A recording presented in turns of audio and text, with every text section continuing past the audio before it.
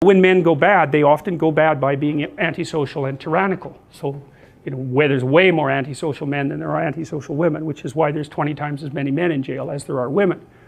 So each gender, let's say each sex, has its own characteristic pathologies.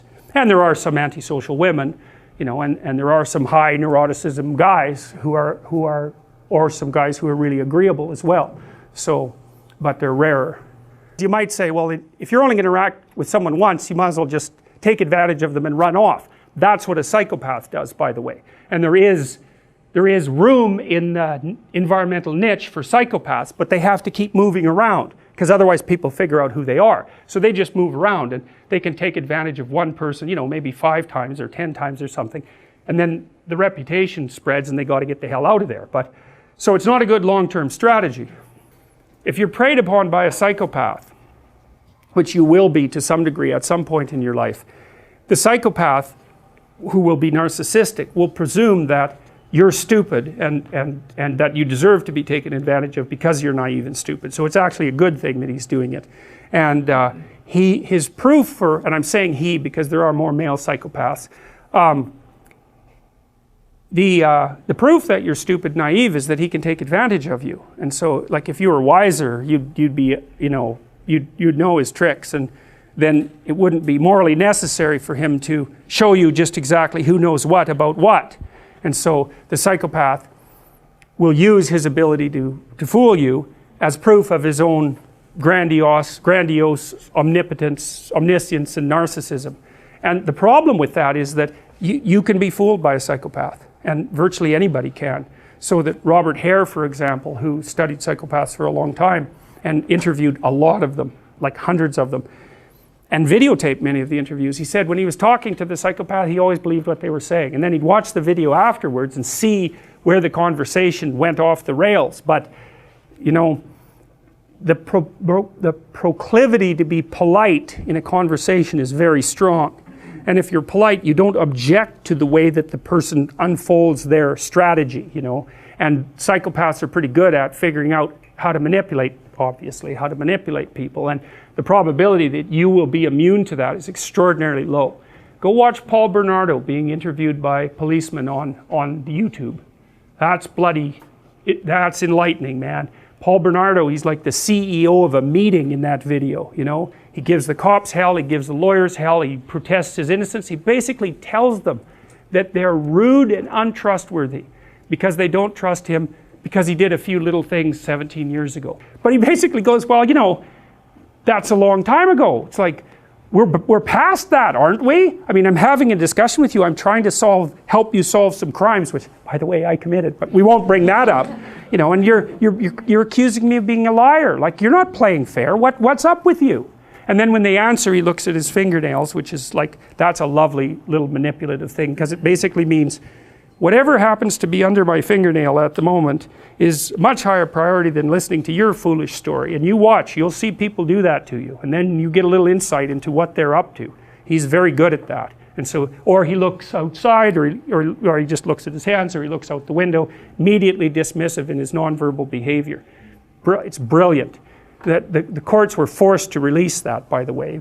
But look it up, Paul Bernardo on YouTube. Wow, it's just mind-boggling. He's so good at what he does. And he's good-looking, and he's charismatic, and he can really pull it off. And you can't tell what's happening with the cops and the lawyers, whether they're just letting him play his routine to get some information from him, or whether he's actually setting them back on his heels. And I suspect it's a bit of both.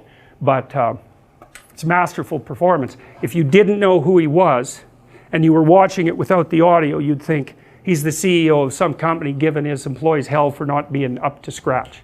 That's all his body language, his eye contact, everything just speaks that. It's amazing. So anyways, you got these 2-bit hoods here who think they're really something. They also think they're tough and dangerous, and they're not. They're just, cowardly and corner dwellers, and they confuse their unwillingness to abide by reasonable rules as indication of their heroic courage, which is something else that low-rent hoods like to do, And it's partly because lots of people who just attend to the law do that because they're cowardly, which is a Nietzschean observation. Are you good, or are you just afraid? Well, let's start with afraid first, before we proceed to good. And that the reason that you follow the rules is because you're afraid of getting caught.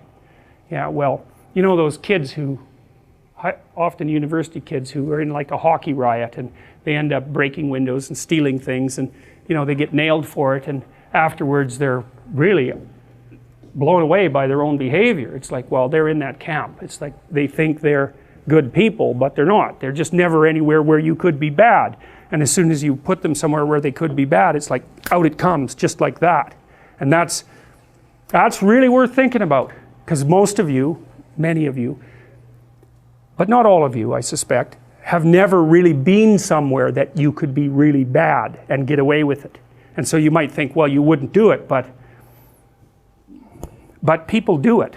And if you give in to that temptation, which you often will, then it wins, and because it wins, it gets a little dopamine kick and it grows stronger.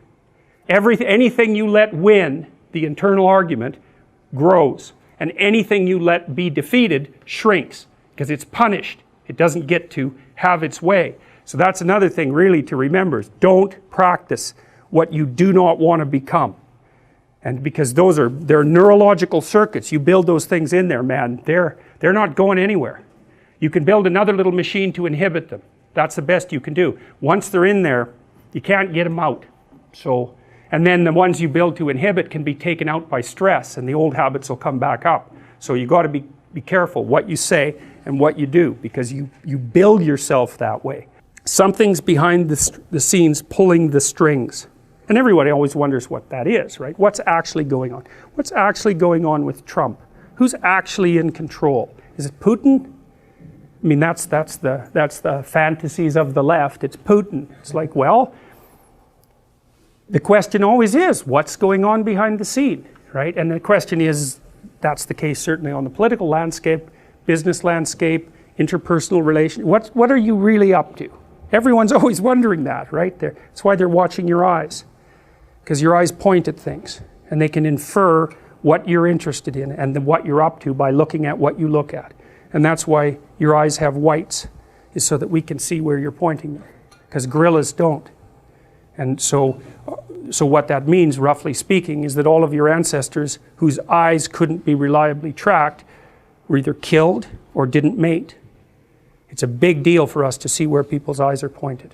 And so we're always watching each other's eyes constantly. What are you up to? What are you up to? What are you looking at? What do you want? And I want to know, because if I know what you want, I can predict how you're going to behave. And that also means I can cooperate with you, or I can compete with you, or I can lie to you. But all the information is in the eyes, surrounded by the facial display, right? Because that's also an indication of motivation and emotion. And so we're like, our eyes are so good at that for you guys sitting there in the back, I can tell if you're looking at my eyes or at my chin. And the deviation in your eyes is so tiny that it's a kind of miracle that we're capable of making that perceptual observation. It's really important to us. One of the things that was really big, and it's probably even worse now, when I was a parent of young children, was to teach your kids how to be afraid of strangers. It's like, no, wrong. That is not what you teach them. Because all you do is teach them then to be timid and fearful, and the real predatory types, they're pretty much thrilled about that. Because you'll also make them sheltered and naive. You know, so that isn't, you make your kids courageous and you get their damn eyes open, and that's the best thing you can do to protect them against people who are truly dangerous. So none of that terrifying them. It's